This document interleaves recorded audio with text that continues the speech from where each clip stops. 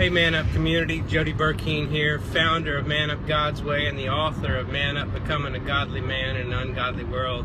Just the other day I was thinking about Paul and his life, and man, he had this come to Jesus meeting at the Damascus Road, and it's something that shook him so hard that it changed his life. Previous to that meeting, we all know that he was hell-bent on killing every Christian that he possibly could, persecuting every Christian that he possibly could, and up on that meeting, man, his life was completely turned around to the point where he no longer desired to take that out on people. He no longer desired to live in sin. And when I look around at the Christian men that I speak to and meet on the road, and I talk to them all the time about their lives, and supposedly when they met Jesus, and yet they're still walking in some of the sins of their past life and sins in their former life, and it shouldn't be like that. If we're to take the example of Jesus, to try to walk as a godly and holy, righteous life like he did, and man, to have a complete different transformation like Paul did, we shouldn't be falling into the old sins of our life.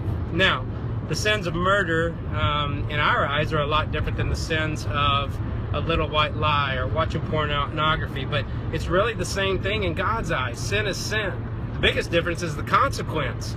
What happens if I tell a little white lie compared to if I get caught on watching porn or adultery or even murder? The consequences are far much more greater and affect far much more people. Guys, it's time to stop living in the past and in your old sins. Lay it all down at the foot of Jesus and walk away from those old sins. You can do it through the power of the Holy Spirit and finally giving up your fleshly life and living in the Spirit. Love you guys. Man Up God's Way.